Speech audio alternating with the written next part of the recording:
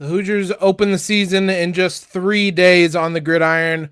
Who are going to be some of the guys that are going to need to step up for Indiana to start 1-0? You are Locked On Hoosiers, your daily podcast on the Indiana Hoosiers. Part of the Locked On Podcast Network, your team every day.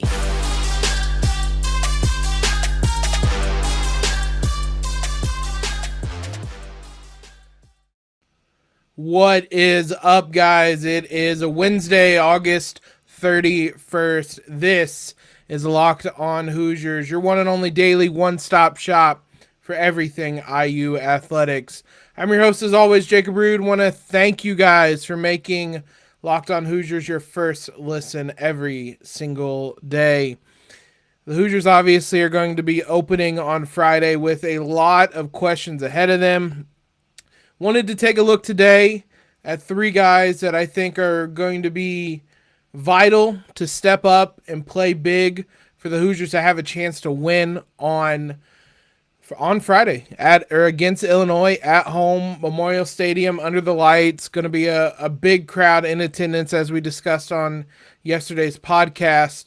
Now, the very obvious choice in this would be the quarterback, whoever the quarterback might be. We don't know who the quarterback's going to be, so it's kind of hard to talk about that person being relied upon when we don't know if it's Jack Tuttle, we don't know if it's Connor Bazelak. I would guess, it's been my guess for pretty much since spring ball, but I would guess it's Bazelak. I would imagine he transferred here with the idea that he would have a really good shot at being the starter, and there's been nothing to indicate that he hasn't played well, so I would guess it's Bazelak. I have nothing really to base that on other than just kind of my best guess. So I could sit here and talk about generalities of the quarterback needing to make better decisions than they did last year, needing to build chemistry with wide receivers, all that stuff. I could do that. I'm just speaking in very broad generalities, and to save you a whole segment of kind of that type of boredom, I tried to pick a different set of players outside of the quarterback. First one I do want to talk about, though, is on the offensive side of the ball. It's going to be DJ Matthews. It's somebody that we've talked about a good amount this fall, throughout fall camp, throughout the last couple weeks as we preview this Illinois game. First, I think we need to put, and this is myself included, I think we need to put the proper amount of, or not put too much pressure on him. It's probably a better way to put it. Last year, we saw with Michael Penix that just because you've had a lengthy time to kind of rehab your knee, there's nothing that's going to make up or prepare you for in-game action fully. Like, you're going to need to get on the field, you're going to need to get those reps, and you're going to need to play games. There's nothing that can replicate that. So I think last season, again, I'm including myself in this, we assumed Penix would come in and look like he did for most of 2020 against Ohio State, against Michigan, late in the game against Penn State. We assumed that, and physically he just wasn't able to get there. So I think we need to clarify that when we talk about DJ Matthews. Now, the timetables aren't quite the same. DJ Matthews had a couple extra months of rehab that Michael Penix didn't. Everybody's bodies are built different. Maybe he's able to bounce back a little bit more quickly, but by all accounts, he should be ready to play on Friday. So he's someone that Indiana's going to rely upon. If he's out there, if he's playing, I would be stunned if he's not starting.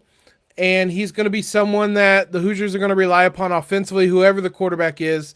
He's basically the only kind of proven returning wide receiver the team has.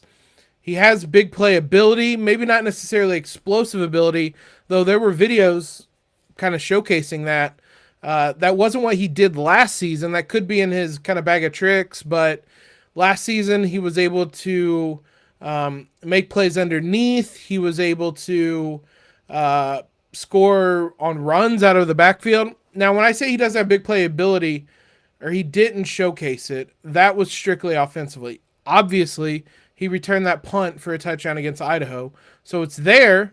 It just wasn't it wasn't how Indiana used him last year. He was used in the slot and more kind of those underneath routes to try to get him into space a little bit and let him work. Maybe they move him out wide and utilize that speed a little bit more this season. See if he can take the top off the defense. We'll see how he's used, but I'd be stunned if he didn't start, and even if he doesn't, he's going to be used a lot. And he's someone that Indiana, that's the only guy we really know that can make a big play on the offensive end. So Indiana is probably going to rely upon him. Illinois is probably going to be keying in on him. So it'll be a chess match from the get-go with him. But if he can step up, if he can make a couple big plays, not even necessarily touchdowns, just kind of momentum-changing plays, be that reliable guy that he was through a little more than 3 games last season, basically. Be that safety valve for whoever the quarterback is, and provide that versatility out of the backfield to allow Indiana to keep mixing things up. If he can be that, that is massive for Indiana, because that is a type of player that this offense can rely upon, especially early on as they get their feet.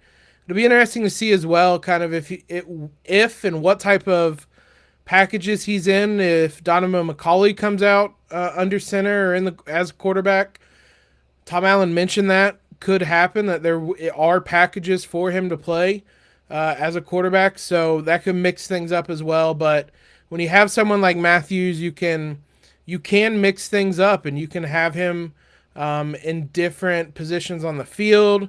He can get the ball in different areas of the field, and that's going to be really important for an IU offense that's going to be figuring out a lot, not just on Friday, but really through the first few weeks of the season. If they can have somebody dependable like DJ Matthews to rely upon, that takes a lot of pressure off a lot of other guys. So he's going to be someone Indiana is going to really need to step up on Friday. It'll be a big miss if he isn't playing, but all indications seem to be that he will be on the field. Defensively, there's obviously a really big hole to fill with Micah McFadden. I have an interesting name to look at that could help replace him this season. First, though, BetOnline is your number one source. BetOnline.net, is your number one source for all your pro and college football betting needs and sports info this season. Find all the latest football league developments, game matchups, news, and podcasts, including this year's opening week's games. BetOnline is your continued source for all your sports wagering information, including live betting, esports, and more. The fastest and easiest way to check in on all your favorite sport events, including MLB, MMA, boxing, golf, college football as well. The Hoosiers are sitting at -3 on Friday against Illinois, which typically you're looking at about 3 points for being the home team. So if it was a neutral field, this is a bit of a toss-up, which feels close, feels about right, and especially considering before last week's game, Indiana had crept to about -5, almost -6, I think. That felt too high. The line has come back down since Illinois won in week 0. I said yesterday I would take Indiana -3, over under a 45. I probably like the under there. It's going to be a close one, though. I don't feel necessarily confident about that one. But I am confident that BetOnline is the place to go. Head to the website today or use your mobile device to learn more about the trends and action. BetOnline, where the game starts. Big thanks to you guys for making Locked On Hoosiers your first listen every single day.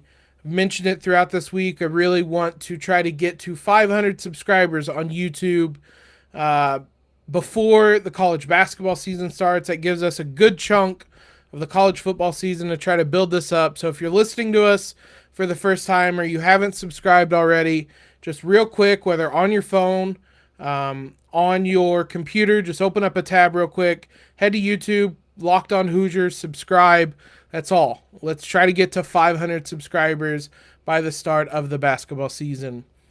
Micah McFadden obviously left a giant hole in the defense. We've talked about some guys that could step up and attempt to replace him this year. Bradley Jennings, the transfer from Miami. Aaron Casey, the returning senior.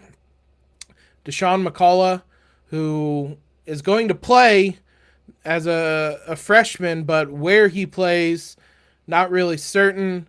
The bull position seems more likely right now than necessarily where McFadden was, at least this season. It's going to be a number of guys step up. I have a bit of a trick answer maybe as to someone the Hoosiers are going to rely upon this season defensively, and it's Cam Jones. They have a huge hole to fill.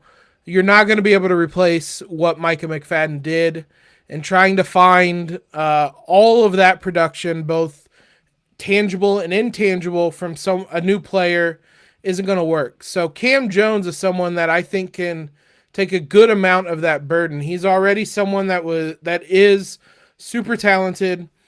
He's been around for a while. He's going to take a lot of those intangibles this year, I think. He's going to be more of a leader on that defense. He's familiar with what's going on. Even with Tom Allen coming back calling plays, he's been around. He knows what a Tom Allen defense looks like.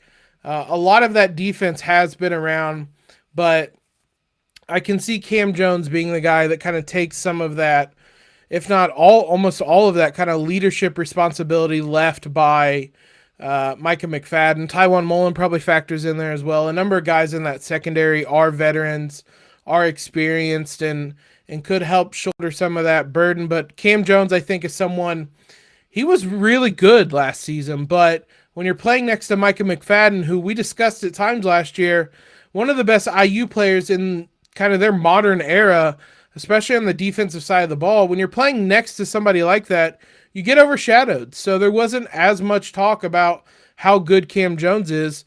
Without McFadden there, the spotlight might be a little bit brighter on Cam Jones, and maybe he shines out a little bit more and is able to pick up the production statistically, as well as with those intangibles that we mentioned. There's a lot of big plays that are going to have to be replaced this season.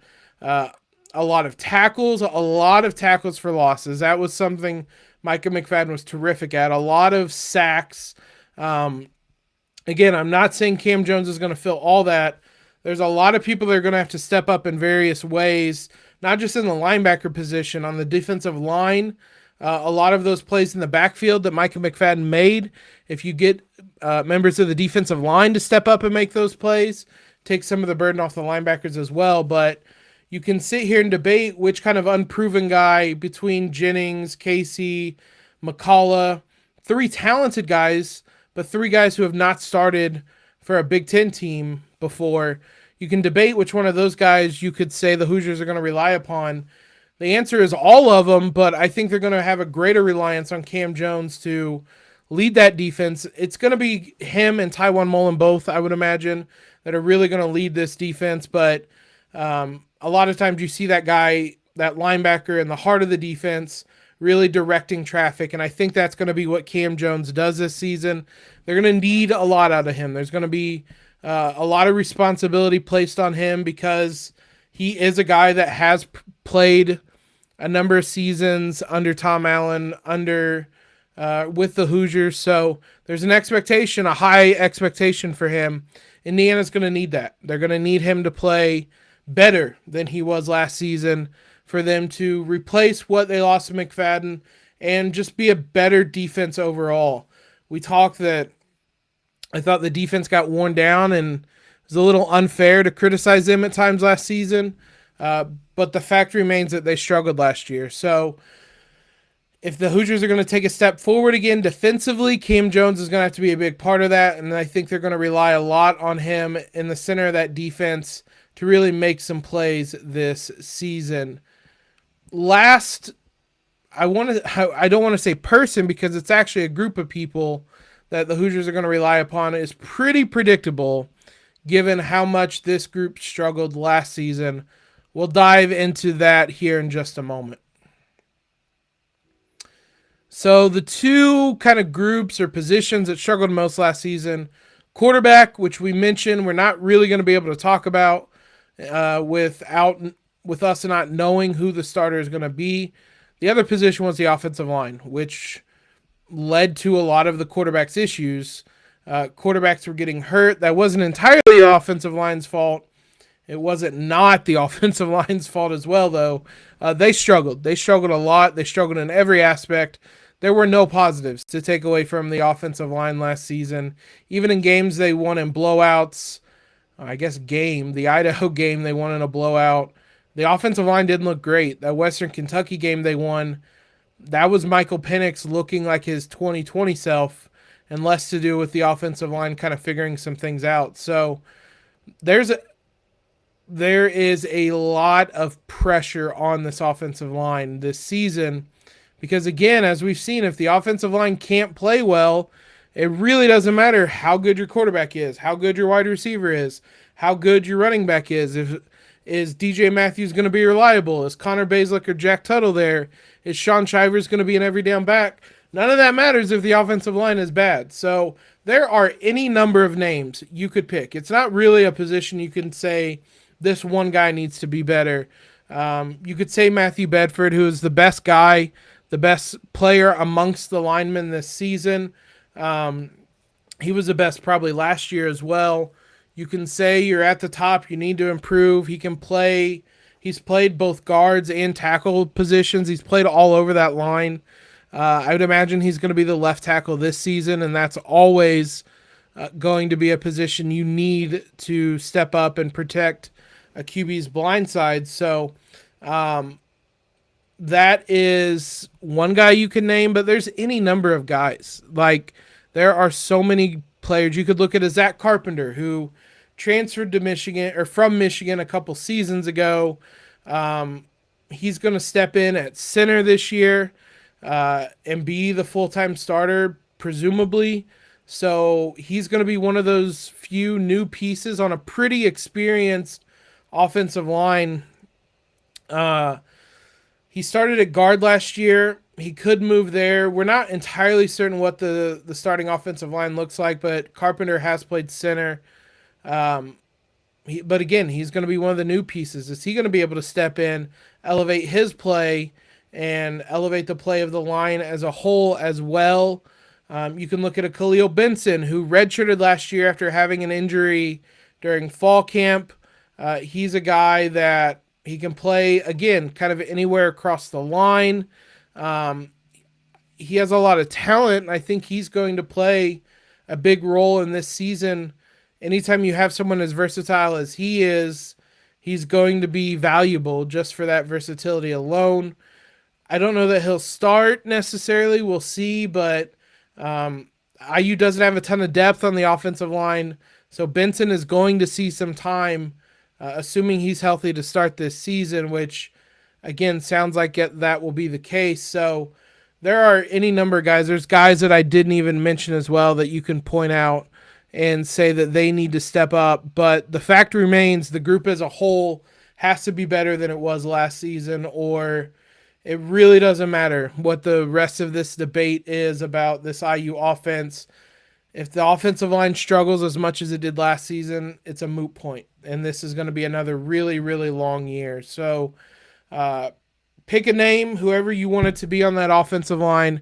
That would be my third choice for this one. Again, a bit of a cop-out answer, but it's hard to talk about things IU is going to rely upon and not mention the offensive line, which is the beginning and the end, as it was last season, of the offense.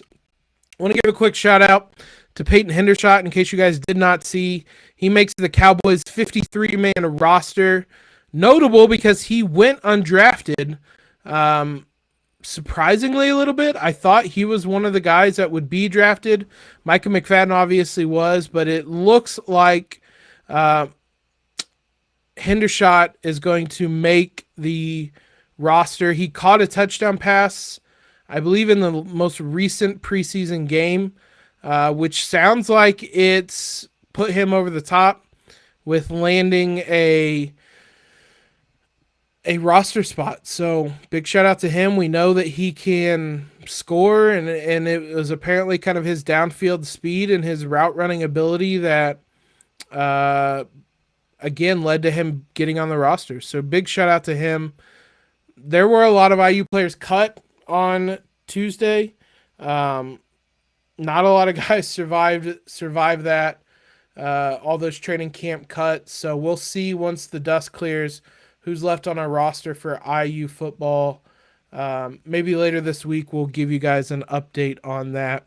Thanks again, guys, for making Locked On Hoosiers your first listen every day. We'll be back with you tomorrow to preview Illinois, take a look at their team, their Week 0 win, what to expect from them on Friday. Now, for your second listen, go check out the Ultimate Pro Football Preview 2022, an 8-episode extravaganza to get you ready for the NFL season. The local team experts of the Locked On Podcast Network, plus a betting angle from Lee Sterling of Locked On Bets, all combining into one ultimate NFL preview. Search for Ultimate Pro Football Preview 2022 on your Odyssey app, YouTube, or wherever you get podcasts. Follow us on Twitter if you have not already, at @LO_Hoosiers. Subscribe to the podcast. Leave a quick rating and review. Helps us out immensely. Most importantly, though, guys, I want everybody to have a terrific Wednesday and LEO.